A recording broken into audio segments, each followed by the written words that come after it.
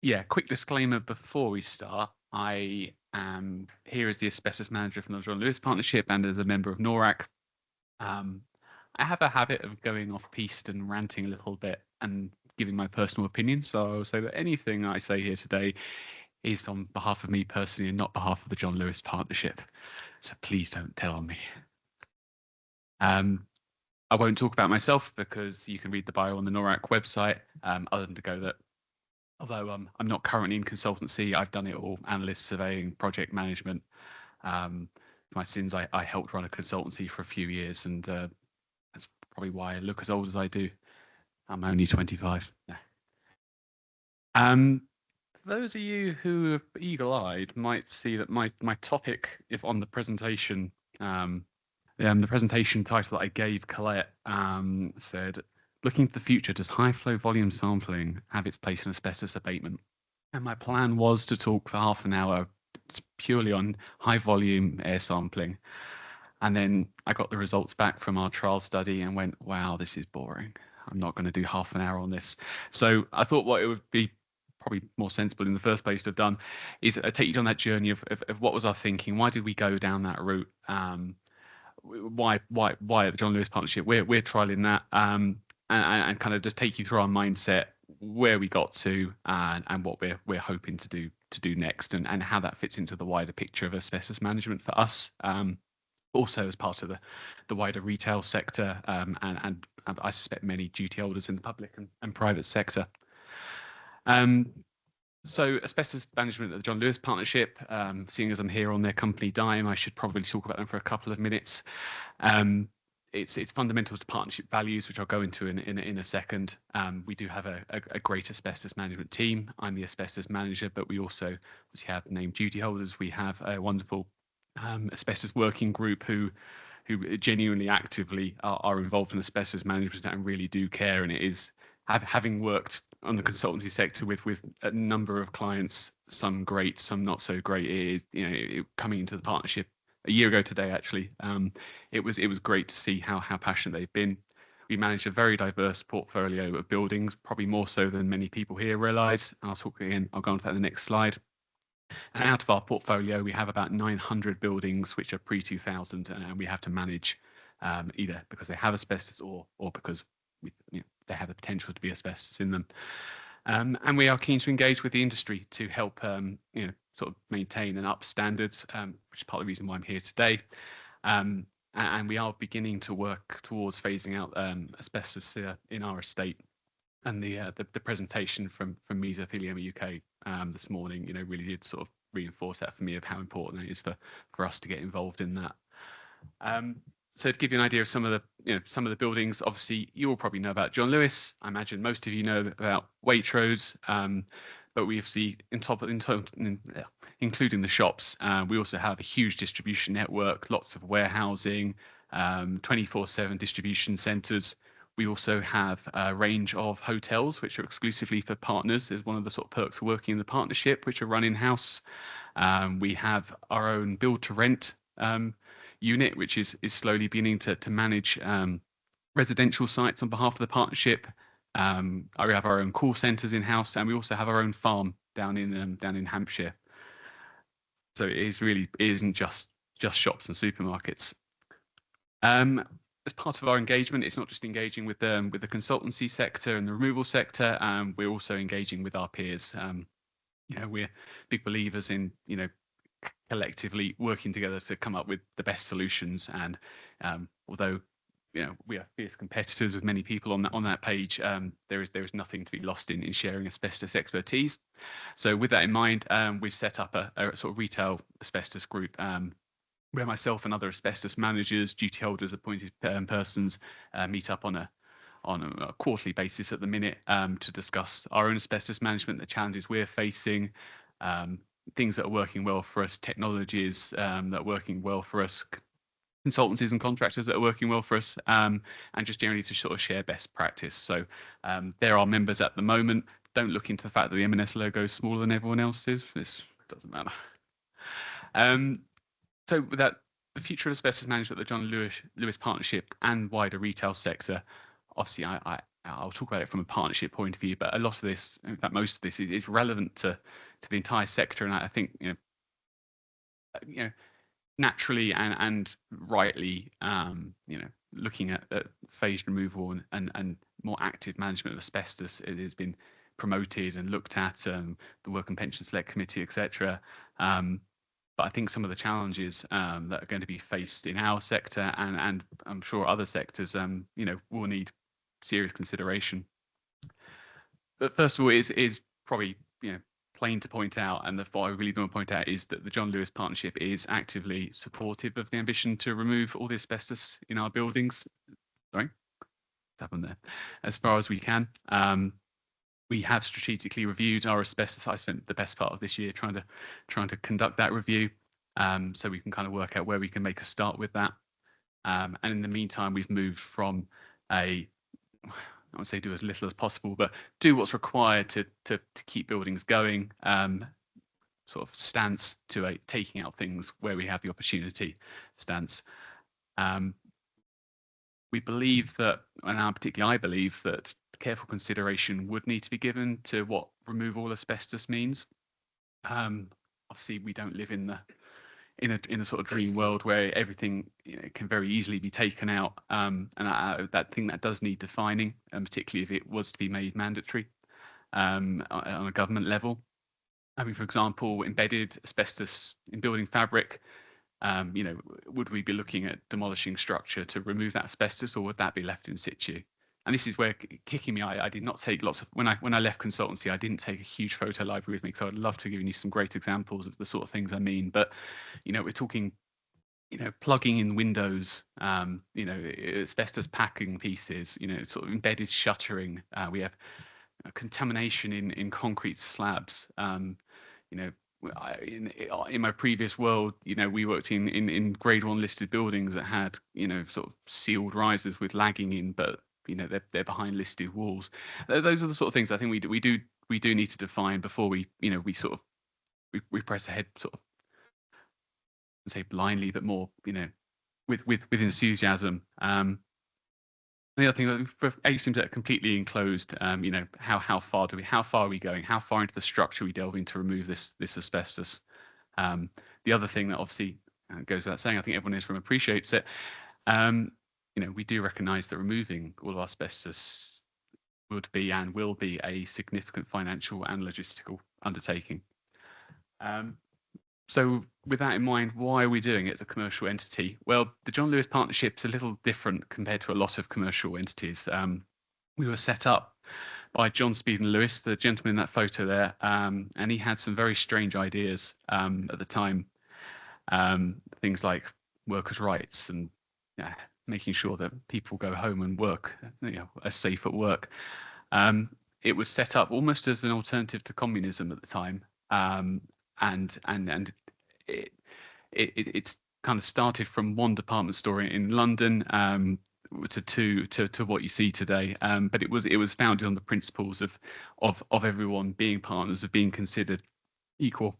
Having said that, he was not an easy boss. He was not a fun boss. He believed in hard work. He believed in being quite ruthless and getting rid of people who weren't pulling their weight. But the Constitution does say that the greatest care should be taken of health and safety of all partners or anyone else affected by the operations of our company. Work conditions for partners must be comfortable, businesslike, but not luxurious. That's written in our Constitution, and that Constitution is something that every business decision at the partnership has to take account of. So that's the puff piece done. Back to the challenges of phased removal. Some of these photos are from our branches. I'm not going to name which ones, but I'm not going to beat around the bush. We have got asbestos, particularly in our older department store estate. That doesn't surprise anyone in this room. We're open about that. All of our partners undertake asbestos awareness training, and all of them have access to the asbestos register and are shown how to use it. So from the shop floor worker upwards, everyone has training. We label absolutely everything. We have different labels for front of house, as I'm sure you can imagine, but everything is labeled. So what I'm saying here today, isn't going to come as a shock to anyone who works in any of our branches. The challenge of live trading environments. We can't typically close a branch to remove all the asbestos, because not talking about the cost of removing the asbestos, cost of reinstatement, but the loss of trade is infinitely higher than the cost of any of that. On top of that, it's a competitive market, and obviously, if you're losing, you're closing for 6 weeks, those customers may not come back. They may be with one of your competitors. But the challenge of live retail environments, particularly space, as you can see from a couple of those photos there, that hoarding is butted up against the corner of a linens department in one of our branches. If you were to open up that gap, maybe a 6-inch gap between that hoarding and the edge of the enclosure, and that's the sort of space that you're having to work with. But you also obviously have to find the space to have your decontamination units, your welfare requirements, having to come up with safe transit routes, etc. So doing that here, working night shifts, but making sure that the branch can go back into operation every morning, is challenging and does add time and cost to a job. 24/7 operations. Obviously, distribution doesn't sleep. Most of our operations are in use 24 hours a day, 364 days a year. I believe they have Christmas Day off. I'm just going to my notes there. Obviously, you can see from some of those photos there, you're dealing with huge amounts of valuable stock. You're dealing with high levels. You're dealing with obviously, well, in the bottom photo there, quite a lot of robots walking around now, as well as people, which again, in terms of trying to remove or even improve asbestos is challenging, where you can't say to an area, okay, well, we're going to shut it tonight and come back tomorrow morning. Those areas do need to keep working. And obviously, another one would be like rush, financial pressures. The John Lewis Partnership's financial struggles are well documented in the media. We've turned a corner, and we believe we're on a path back to success. But asbestos removal is expensive, and asbestos removal when you talk about the parameters I've just talked about, of having to work at night, work around logistical challenges and splitting areas into 8 to 10 different zones because you can't just take an entire floor offline. It's a huge amount of cost burden. So, summarising that, obviously, challenges of working phased removal. We talk about cost.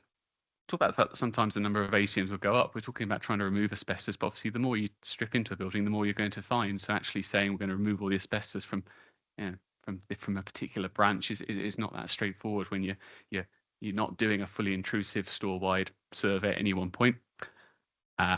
Access to asbestos materials, a lot of it is potentially behind shop flit, within floor voids, service tunnels, in areas that are very difficult, if not impossible, to reach without closing branches, without doing significant refurbishment work. Industry resource, again, which I'll touch on in a second. And we also have to ask ourselves the question of, does active removal increase the risk to partners and customers? By doing more asbestos abatement, are we increasing the risk, or are we decreasing the risk by removing that potential future exposure? It's something that needs to be thought about. So, talking about the industry resourcing, we've kind of talked about that this morning, and I'm being very interested to hear Adam's presentation on how the apprenticeships may or may not help that later this afternoon. But I think pretty much everyone in this room knows the challenges that this industry is facing with recruitment, retention of staff. At the consultancy I used to run, we seriously struggled, and we trained most of our own in the end because we just couldn't get the staff, and we couldn't get good staff. Those who were available for a reason, and they tended not to last with us. Having said that, we spent a huge amount of time and money on training, and then most of those would go to our competitors after a year or two because they were offered a salary that we just couldn't match because with the work we were doing and the margins involved. So it's frustration. I'm sure it's frustration that many people in this room still face today. But if we are going to move towards phased removal, that's something we need to sort out first. Saying we're going to go ahead and remove everything is great, but if we haven't got the staff to resource the summers at the moment with schools, universities, etc., moving towards a phased removal strategy is only going to lead to more poorly trained people coming into the industry, more companies coming in trying to make a quick buck. It's we're not going to solve the problem. If anything, we're going to make it worse. So I think I truly believe we need to sort out things like apprenticeships and sort out retention. Am I going the right way? Yeah. Before we move to that. And that's the end of the rant. You'll be happy to hear.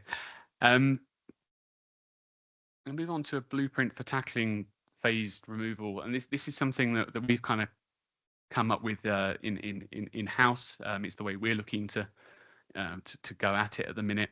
But I suspect there'll be many similarities in other organisations looking to take this approach. So the first is data, and that is, if you're going to look at removing all as much asbestos as you can, you obviously want to get the biggest bang for your buck. You want to look at where your highest risk is and start there. So when I came in, we had a lot of PDF reports, and that was pretty much it. So we're in the process of harnessing our data digitally. We're working with our consultancy partner to make sure that we've got the dashboards we need to essentially do that risk analysis, make sure it's a bit more live than it has been previously, and hopefully come up with a way of focusing our resource where we can take the biggest risk out of our estate as soon as we can. Clear, usable, and friendly reports. Does anyone know what that picture's of? There we go. It is the Babelfish from Hitchhiker's Guide to the Galaxy, and I put that in there because a lot of reports really are not that user friendly. And I know your presentation earlier, I was nodding along to a lot of that, looking at a lot of our archive information, trying to work out what was and wasn't there, and I would say in the vast majority of cases the answer has been, I'm going to go down to site and have a look myself because actually I can't work this out. Some of our reports are over 600 pages long. Some of our reports, or most of our reports, have the same information repeated about 3 different times in different tables, but saying exactly the same thing. A lot of them have diagrams that I can't understand without spending several hours working on it with a highlighter and going back and forth with the register, converting sample numbers to, oh, what's this, what's that, oh wait, now that was removed 5 years ago, why is that still on the drawing? And again, it's something that if we're gonna manage this, we need to get our house in order. We need to make sure that we're delivering a consistent product as an industry. We also need something that's clear and simple. If not every client works the same way, not every client's maintenance people have the same level of understanding, and a one-size-fits-all report that a lot of companies seem to push doesn't necessarily work. I've always been surprised, not just here, but partnership, but in previous instance when you said, oh, that's a good report, but any chance you could put that bit in red, or could we just have a table at the front that summarizes this? And they go, oh, no, there's no, you can't do that in the template. That's development cost. You go, right. As the client, I want a report that delivers something that I can use. I'm paying for it. I don't see why it should be that hard. And I understand that with particularly with things like Teams and Track and stuff, you do have to do that development. But ultimately, I think it's something we should be focusing more on, delivering something that's that works for the client rather than this is our standard report. I think actually in many ways, probably similar to the clearance certificates, to be honest. I think back in the days where it was either carbon copy paper or you wrote a asbestos report in Microsoft Word, you actually got a better product from it because it was bespoke. You could, you were thinking about what you were writing. It was detailed. It wasn't just a graph or a table saying board to ceiling, and you're looking in this large department store shop floor going, okay, somewhere in this room is a board. I should point out, because Adam's sitting there looking with puppy eyes at me, our archive information is not Socotec's our consultancy partner. Our archive information is pre-Socotec. So when I say it's Adam, it's not yourselves I'm talking about. We're, Socotec are actually, being great at helping us with this. But as an industry thing, and as I experienced in my previous life, looking at various companies' reports, these are just some of the themes that I've come across. copy and paste as well. I know it's a bugbear, but Joan, again, you covered that. So this is basically what we've come up with. We're harnessing our data. We're still in the process of finalizing that, but the idea is every branch will be given a risk score. I'll be interested to see actually with the information, the asbestos information certificate, sort of how this all interact. But at the partnership, every building is given a compliance scorecard. As part of that, it's given an asbestos score. And then the idea being that obviously we start with our F-rated branches and we work our way up. Part of the reason we've done this is because when you're applying for funding or trying to show a measurable improvement to the estate, saying I want £1.8 million to remove asbestos from a branch, to the executive, they say, okay, great. And then you spend that 1.8 and they say, okay, is that building asbestos free now? And you go, oh, no. There's loads left in there. So is the register shorter? A little bit. Whilst with this, we can say, okay, well, we've taken £1.8 million and we've removed 2 F branches from our report. It gives my client, as in our executive, something meaningful, something tangible that they can work with. It also gives us something measurable. It means that we can set targets internally. We can say that by the end of the decade, we want to have all of our branches rated D or above, as an example. So it gives us something to aim towards. It gives us something to target and measure ourselves. So how do we satisfy ourselves with phase removal? It does increase risk to building. And this is where my presentation actually should start, which is that obviously we all know that most air tests are run at 0.01. We all, I think by now, know that 0.01 is a transient amount. It's not a level that anyone's deemed safe. It's not the background level. It is simply 480 litres at 200 grats, as every analyst has done for years and years and years and years. And we all know that by taking in more air and counting more grats, we can lower the air limit of quantification. So that's what we've tried to do. We've taken 0005 as a baseline because that's what DETR 1999 specified was background level for good condition ACMs in a building, and so we thought that was a good level to set at, and we've achieved that by using 16 litres a minute for 4 hours and counting 500 grats, I believe. And we ran this alongside standard air monitoring, background near source leaks, etc., during a large scale abatement project. And I would just like to say thanks to Socotec and to SXD, who were the license removal contract we used for engaging with this with us, indulging us, I guess, in doing this. Obviously, we had that kind of choice of how we're going to do that. We also are looking at monitoring ambient level in buildings. It seemed like the very logical thing to do, but we did have this large abatement project, and we just couldn't pass up the opportunity to try out there as well. So questions we asked ourselves when we approached this as an option: is it worth the extra cost and resource? Well, we're paying for the analyst to be on site, albeit obviously additional counts. It reduces the number of graticals they can use on other tests. Will it open a Pandora's box? That was probably the biggest one we had. Obviously, before we started running pumps down to 0005, we weren't sure what we were going to get. We weren't sure what our ambience fibre levels are going to be in our branches. If they had come up higher than 0005, what do you do with that information at that point? How do you take that forward? But we do believe in looking after our partners, and we bit the bullet and we did it. And thankfully, our background level was at or around 0005. Some of the other reasons that went into our consideration, obviously, mesothelioma can occur with the low level of asbestos exposure. 0005 was deemed background for good condition ACM buildings. 0.01 is much higher than that. We all have, as employers, a duty to reduce potential health as low as practicable for our employees. And obviously, the EU are looking at 0.002 or 0.01, depending on whether you're including thin fibres as their sort of 8-hour exposure limit. Looking at the case study, obviously what year was that? Be a look. 2021, I think it was. As part of the consultation on this, 2021, the European Chemical Agency released a scientific literature review on asbestos occupational limit and values. They called for 0.001 fibres to be limit of to be the level you have settled on 0002 or 0.01, including thin fibers.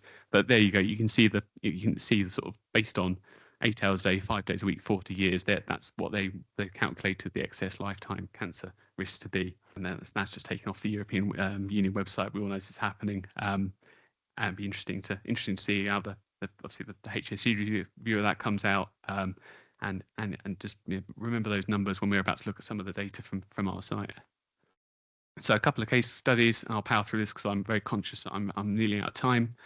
We have a 1970s construction warehouse, corrugated roofing, which is unsealed on the underside, overclad in tin on the top. There was trace dust with a Cristal fibre throughout the roof space. The warehouse is basically one giant chiller, so it's sealed at the bottom. The chillers below aren't affected; they're not being contaminated, but the dust is sat on the top of the roof of those chillers, which is accessible via the plant deck. It's not feasible to clean the entire space without taking the whole roof off and the chillers out, because you can't basically stand on the chillers to clean them. Occasionally, we'll need to get access for maintenance. That's a picture of it. It's a lovely building. I'm sure you'll all agree. It's the height of architecture. I think it's a former Safeways distribution centre, that one. Couple of not so great photos of the roof, at the best I've got, unfortunately, but give you an idea of the space we're dealing with. So we've carried out some high volume air sampling down to 0005 in various weather conditions. Obviously, our concern was that it's not a completely airtight space. In higher winds, would that dust be kicked up and create elevated fibre levels? We've already done a pre-clean of the walkways and the plant deck areas to make those safer to walk in.